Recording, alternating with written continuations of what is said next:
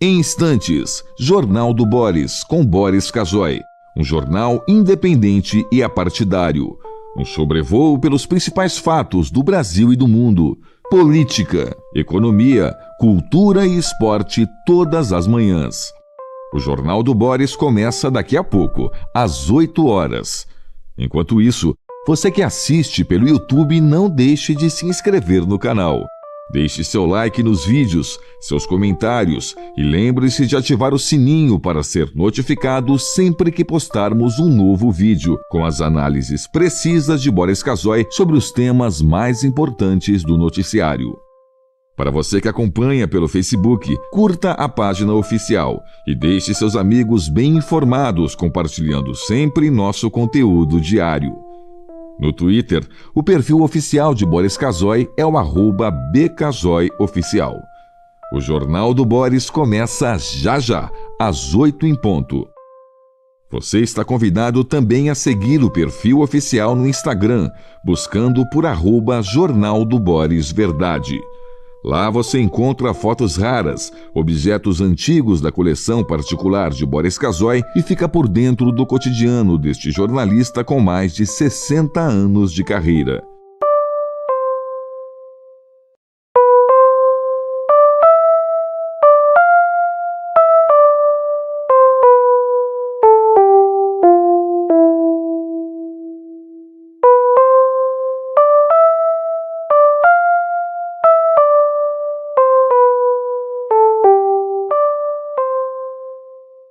Em instantes, Jornal do Boris, com Boris Casoy. Um jornal independente e apartidário. Um sobrevoo pelos principais fatos do Brasil e do mundo. Política, economia, cultura e esporte todas as manhãs. O Jornal do Boris começa daqui a pouco, às 8 horas. Enquanto isso, você que assiste pelo YouTube, não deixe de se inscrever no canal. Deixe seu like nos vídeos, seus comentários e lembre-se de ativar o sininho para ser notificado sempre que postarmos um novo vídeo, com as análises precisas de Boris Casoy sobre os temas mais importantes do noticiário. Para você que acompanha pelo Facebook, curta a página oficial e deixe seus amigos bem informados, compartilhando sempre nosso conteúdo diário. No Twitter, o perfil oficial de Boris Casoy é o @bcasoyoficial. O Jornal do Boris começa já, às 8 em ponto. Você está convidado também a seguir o perfil oficial no Instagram, buscando por @Jornal do Boris Verdade. Lá você encontra fotos raras, objetos antigos da coleção particular de Boris Casoy e fica por dentro do cotidiano deste jornalista com mais de 60 anos de carreira.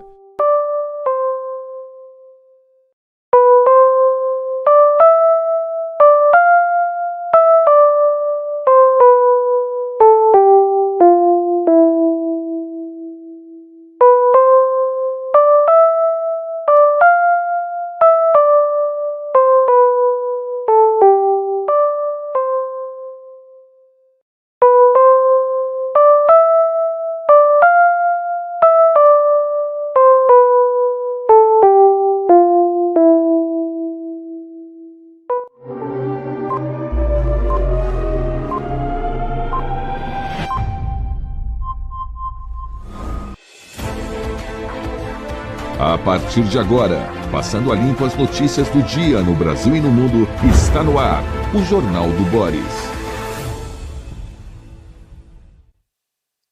Bom dia, muito bom dia, está no ar o Jornal do Boris. O Jornal do Boris é um sobrevoo pelos principais acontecimentos do Brasil e do mundo a partir das primeiras páginas dos jornais. Hoje, os jornais ainda refletem o que refletiram também durante todo o fim de semana, inclusive televisão e rádio, refletem os acontecimentos da semana passada no Rio de Janeiro, com avaliações, comentários, etc., sobre a verdadeira guerra que se estabeleceu na capital fluminense. Então, se você dar uma passada pelos jornais, especialmente os artigos, especialmente as opiniões, estão focadas na questão da segurança pública, inclusive as suas repercussões para a eleição de 2026. Para muita gente, o panorama de 2026 se altera com a marcante presença desse tema, que não é palatável para Lula e que será colocado, evidentemente, pelas oposições, da segurança pública. Vamos às manchetes. Folha de São Paulo. Verba de comunicação do governo Lula cresce antes do ano eleitoral. Quer dizer, verba de comunicação, o nome certo disso é verba de propaganda. Recurso foi ampliado em mais de 116 milhões, alcançando, veja só, 800. Tem uma campainha tocando aqui, você vai desculpar, eu vou desligar. Vou voltar. Recurso foi ampliado em mais de 116 milhões, alcançando 876 milhões em 2025. A secretaria diz que promove políticas públicas e cita bloqueio em parte do orçamento. Sim, políticas públicas. Evidentemente, né, o governo está usando as suas possíveis verbas e outras que poderiam ser destinadas a bens públicos, né, a fatores de desenvolvimento, etc., está usando para o que ele chama aqui de comunicação, que são verbas de propaganda. Olha, daqui a pouco a gente pode voltar ao assunto, mas eu, pessoalmente, sou contra o governo gastar com propaganda. Sou absolutamente contra. Agora, fica difícil você mexer nisso, porque, no fundo, não muito no fundo, essas verbas servem para lubrificar os corações dos donos das empresas de comunicação. Leia-se jornais, leia-se rádios, leia-se televisões. O Estadão não tem uma manchete aqui em cima, está aqui, facção copia milícia e lucra com taxas de van, gás e internet. Domínio de território rende mais dinheiro do que tráfico de drogas. E o Globo de hoje chegou cedo.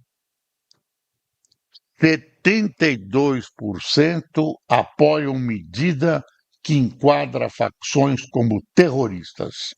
Pesquisa Genial Quest mostra que a população do Rio de Janeiro quer leis mais rígidas para criminosos. Olha, eu vejo muita gente até brilhante, pessoas inteligentes e que têm uma posição na sociedade brasileira, uma posição de pensamento, inteligência, defendendo que não adianta o uso da força. Mas é evidente que adianta. Não é só o uso da força que vai equacionar e resolver a questão do Rio de Janeiro ou a questão da violência e criminalidade no Brasil. É um problema mais complexo, mais profundo. Agora, por exemplo, você não pode permitir que milícias, que organizações do crime organizado tomem parte do território nacional. Em algum momento você tem que tirar essas pessoas de lá. E elas têm armas, elas resistem. E que armas elas têm? Muitas vezes superiores ao que é permitido à polícia usar. Então, Como é que não vai usar a violência? Como é que não vai usar? É a violência, é a força democrática que o Estado de Direito dispõe para a sua defesa, para a defesa do cidadão. Eu estou falando dentro das regras, você não pode executar uma pessoa. Isso realmente é crime gravíssimo. Agora, você tem direito de se defender. Se você vai cumprir, se alguém vai cumprir uma ordem judicial de retirar esse ou aquele indivíduo, essa ou aquela quadrilha, de seus esconderijos, de suas áreas tomadas do território nacional, é evidente que você, se precisar, usa a força. Usa a força dentro de determinadas regras que a legislação impõe. Agora, essa visão da esquerda brasileira de que, coitados, esses bandidos são todos vítimas de uma sociedade cruel, são vítimas, não têm motivação entre o mal e o bem, não escolheram os seus caminhos, foram empurrados para isso pela classe dominante, o capitalismo, tudo isso. Isso é uma falácia da maior gravidade. Pior da história é que nós temos um presidente que acredita nessa visão, o partido dele acredita nessa visão. Então, tem temores, tem escrúpulos de invadir uma comunidade, de invadir uma favela, escrúpulos de revidar. Né? Ah, Fala-se, isso não é defesa dos direitos humanos. Defesa dos direitos humanos é o cumprimento da lei. Não é esse coitadismo, coitadinha, aparece a mãe de um bandido, meu filho foi morto, tão bonzinho. Disso, gente, não é nada disso. O Brasil tem que. Os dirigentes do país têm que estar conscientes de que há uma série enorme de providências a serem tomadas, dentre elas penas mais duras e que sejam cumpridas. Lá de cima também, o exemplo vem de cima, né? Penas mais duras, não tem saidinha no Dia das Mães, especialmente para quem matou a mãe ou o pai. Não tem esse tipo de coisa que acontece no Brasil. Progressão das penas para determinados crimes, enfim, é um cabedal de providências que eu diria quase imediatas. Aí entram outras questões, que são as raízes da violência, aí entra educação, estabilidade familiar, mas dificilmente entra a pobreza. Eu sempre tenho dito que se pobreza comandasse a violência, a Índia seria o país mais cruelmente violento do universo. Bom, eu vou voltar a esse assunto da verba de comunicação. Olha, governo não tem que fazer propaganda, a não ser empresas ligadas ao governo que têm concorrência. Por exemplo, a Caixa Econômica. A Caixa Econômica disputa território, disputa mercado com outros bancos, então ela faz publicidade, claro que dentro do que se considera normal no mercado. Por exemplo, por que a Petrobras precisa fazer publicidade? Quem concorre com a Petrobras? Por que tem que fazer publicidade? Então, eu vejo, não, a gente já sabe há muito tempo, e a sociedade tolera que o governo use a publicidade como um recurso para às vezes amenizar, às vezes conquistar, às vezes lubrificar almas dos veículos de comunicação. Ah, bom, vamos continuar aqui. Segunda-feira é um dia muito de agenda, né? Olha o Globo do Rio de Janeiro.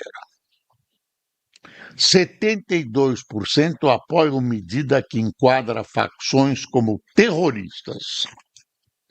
Pesquisa Genial Quest mostra que a população do Rio de Janeiro quer leis mais rígidas para criminosos. Pelo menos que você não solte toda hora. Não é a justiça, não é o Ministério Público, são as leis. Cada vez leis mais boazinhas dentro desse quadro de que essa bandidagem é vítima da sociedade. É bem palatável isso para a esquerda. A esquerda usa isso para justificar a não ação no campo da segurança pública, que é duro mesmo. Dados da pesquisa Genialcast, realizada com moradores do estado do Rio, mostram que a população é a favor das principais propostas de endurecimento da legislação em debate no Congresso. 85% apoiam um aumento de pena para quem comete homicídios a mando de facções. 72% querem enquadrá-las como organizações terroristas e 62% defendem o fim da visita íntima a faccionados. A PEC da segurança, proposta pelo governo Lula, tem apoio de 52%, enquanto a única medida com rejeição ampla é a facilitação de compra de armas de fogo. 72% são contra. E aí o Globo trabalha com as consequências políticas disso. Olha aí. Após a operação, direita se anima e paz adota moderação no Rio. O governador Castro, nas pesquisas, subiu 10 pontos percentuais em face dessa operação. Após a operação, direita se anima e paz adota moderação no Rio. A ação, que deixou 121 mortos, sacudiu o cenário eleitoral do Rio. Antes cogitando apoiar paz ao governo do Rio em 2026, a direita agora estuda nomes ligados à segurança e Castro cogita o Senado. E aí tem mais uma notícia relativa ao governador do Rio. Moraes manda Castro preservar documentos de ação com 121 mortos. O ministro se reúne hoje no Rio com o governador e outras autoridades. Olha, eu estou antevendo uma coisa que eu antevi na Lava Jato. Vai, caminha, de repente quem é o culpado dessa história é o governador Castro, que do jeito que eu vejo as coisas apontando para ele, acaba em cana. Não são os bandidos, não. O Brasil está acostumando a isso. Aqui, o filme termina com a vitória do bandido, né? Ao contrário dos filmes americanos de faroeste. Deixa eu ver. Lula anuncia a criação de universidade indígena. O presidente fez declaração em visita à aldeia no Pará, onde está a COP, e disse que novas demarcações não dependem só dele. Olha, sempre a criação de uma universidade é um caso positivo. Eu não sei mesmo tenho minhas largas dúvidas se você deve ter uma universidade para indígenas. Eu imagino que no Brasil, com a nossa miscigenação, etc., você, você tem que ter universidades universais, quer dizer, que caibam todas as etnias brasileiras, não universidade específica. Eu considero isso, ao contrário de você agregar, de você somar, de você fazer um congraçamento de etnias, eu considero isso um ato que dá força ao racismo. Uma universidade só para indígenas, né? Indígenas tem que ter as suas garantias, pode até participar de cotas, como participa. Ter no Brasil esse cadinho, essa mistura étnica, uma separação étnica promovida pelo governo que começa na educação. Eu realmente gostaria de ver melhor esse projeto, mas não me é palatável uma universidade só para indígenas. O que é que você acha? Ah, desmatamento em queda é trunfo do Brasil na COP20. É o editorial do Globo. Redução, contudo, precisa ser contínua. E para isso faltam mais integração e uma política de Estado. Eu quero fazer um reparo ao que eu tenho dito sobre o que aconteceu no Rio de Janeiro. É o seguinte: essa é uma ação. O que se espera do poder público não é uma ação cinematográfica, teatral. O que se espera é uma ação permanente das forças do Rio. Você faz uma operação desse tipo, corre o risco de ser taxada de uma operação de demonstração de que o Estado está cuidando da segurança pública. Você não pode. Eu não estou condenando essa ação. Essa ação era necessária, era preciso ter essa ação, deslocar esse pessoal. Você vê quantas armas, quantos bandidos eram procurados, etc, etc. Agora, isso tem que ser uma ação permanente, né? Eu estou falando de um pedacinho da segurança pública. A segurança pública no Brasil está errada, está ineficaz desde as suas origens. Constituição das polícias, duas polícias, civil e militar, que brigam entre si, não se conversam, polícia rodoviária entrando no combate ao crime, um rolo, uma confusão, política metida no meio. Editorial do Estadão: a conta de luz continuará alta.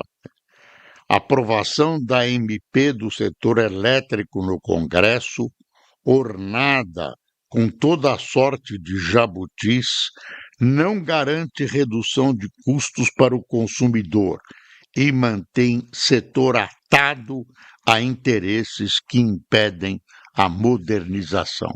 Olha, assino embaixo, né? As empresas, aquelas que não trabalham com energia que vem da água, né? Aquelas empresas movidas a carvão, a gasolina, etc., têm tido lugar de destaque nesses projetos. Gente, a situação da energia elétrica no Brasil é uma vergonha. A situação da energia elétrica no Brasil é uma vergonha. Eles vão fazendo os seus arranjos, os seus jabutis, e você e eu pagamos. É uma vergonha. Está sobrando energia elétrica. Está sobrando, vai ter que reduzir a energia solar, vai ter que reduzir né? E agora, assim mesmo, a energia continua crescendo. Continua crescendo. Deixa eu ver, tem aqui os números, são assustadores. Os números são assustadores. Deixa eu ver. Facção copia milícia e lucra com taxas de van, gás e internet. Claro, eles fazem um país dentro de um país e começam a cobrar. Pelo menos uma coisa dentro desses. Claro que eu estou fazendo blog, dentro desses territórios irregulares, tem, é segurança. Com quem se comporta bico calado, não tem problema, né? Olha aí o ministro Toffoli. Toffoli muda de posição e vota por tirar ex-diretor da Petrobras da prisão. O ministro Dias Toffoli, do STF, votou pela anulação dos processos contra o ex-diretor da Petrobras, Renato Duque. Provado, comprovado, julgado em várias instâncias, agora vão perdoar o cara. O cara roubou pra cacete, né? Como roubaram várias, talvez a maior parte dos condenados, a maior parte não, todos os condenados pela Lava Jato estão destruindo essa operação que era algo moralizador para o Brasil. Se o ex-ministro Moro não tomar cuidado, ele vai se estrepar e vai acabar na cadeia. Toffoli recua e muda voto para tirar ex-diretor da Petrobras da prisão. Ministro seguiu Gilmar Mendes e alterou posição ao apreciar recurso de Renato Duque, que cumpre pena desde agosto de 2024.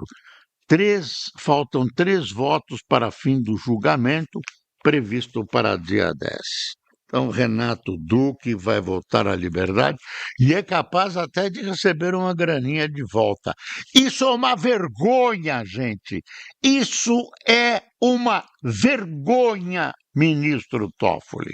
O senhor está sendo carimbado como o libertador geral da República. Libertador, entre aspas. Bolsonaro perde força política com iminência de prisão. Está aqui na política do Estadão. Recursos apresentados por ex-presidente ao STF devem ser rejeitados e projeto de anistia não encontra respaldo no Congresso. Por enquanto, é muito difícil que o ex-presidente Bolsonaro não vá para a cadeia. E o que se discute nos bastidores é aonde ele vai cumprir pena. É isso. Um fenômeno de marketing. Dá uma espiada nisso. Olha aí. Eu vou ler o Estadão. Empresa de sócio do ministro Sidônio ganhou todas as concorrências que disputou na Caixa. O empresário Francisco Kertetz é um fenômeno. Sócio do ministro secretário de Comunicação Social, deixa eu pôr o óculos aqui, Sidônio Palmeira, na agência de publicidade que fez a vitoriosa campanha de Lula à presidência da República em 2022, Kertetz é dono de uma produtora que, no atual mandato, conseguiu a proeza de vencer todas as concorrências que disputou na Caixa Econômica Federal para produzir campanhas publicitárias, por competência ou coincidência, ou as duas coisas. Essa taxa de sucesso de 100% se somou a outras 2 concorrências vencidas por ele na Embratur, feitos que lhes garantiram 12 milhões em contratos para prestar serviços ao governo. As informações se tornaram públicas através de uma reportagem do Estadão. O Estadão está exagerando, gente. Claro que o Sidônio e esse Kertész, que é sócio dele, tem uma empresa muito competente, não tem competência maior no universo, e aí por isso ela ganha as concorrências. Que maldade do Estadão de insinuar coisas a esse respeito, uma coisa muito ruim. Se ela ganhou, você põe em dúvida só porque o sócio é um ministro. Imagine se alguém neste país teria coragem de fazer uma patifaria dessa, levar sua firma a vencer todas as concorrências da Caixa Econômica. Isso é uma maldade do Estadão. Vou telefonar para a Mesquita dizendo: olha, vocês estão colocando dúvida a palavra do Lula. Ai, meu Deus, o governo Lula discute. Isso é uma vergonha. Governo Lula discute formato de acordo para propor a Trump resolver o tarifaço. Quer dizer, ainda estão buscando. Vai demorar, viu? Ah, não. A vitória foi pequena, só abriram as portas. O resto é conversa. O resto é conversa. ONS apresenta plano para evitar apagões de energia. São Paulo constrói o maior conjunto habitacional da América Latina. É um tremendo conjunto. Reserva Raposo ocupa terreno de 450 mil metros quadrados. Tem uma fotinha aqui, está pequena. É claro, é uma montagem. Mas olha aí. Agora, infraestrutura, trânsito. Será que o pessoal pensou nisso? Porra, vai ser um horror. As margens do quilômetro 18,5 da rodovia Tavares, na zona oeste da capital paulista, a KZK Empreendimentos, braço imobiliário do Grupo Reseg, constrói o maior conjunto habitacional de uso misto da América Latina, com previsão de 22 mil moradias até agora. Bom, estou com a impressão que os nossos competentes dirigentes da prefeitura, tal. Bom, vamos ver. Tem uma coisa aqui só que eu quero mostrar para você antes de terminar.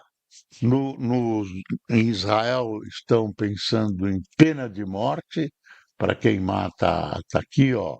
Knesset de Israel avança com um projeto de pena de morte e deixa eu ver aqui. Receita usará CPF dos imóveis para taxar o aluguel não declarado e multar contribuinte. Aviso aos navegantes. Quem tomou café com a gente?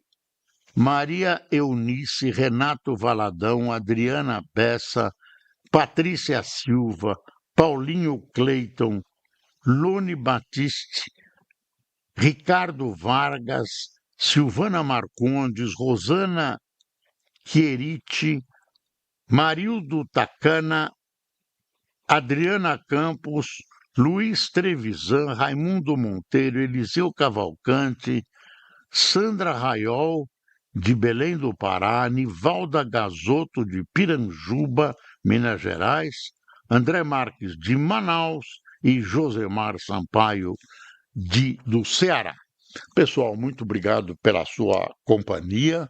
Espero vocês em todas as nossas plataformas amanhã. Tenham um bom dia, tenham uma boa semana. Até amanhã.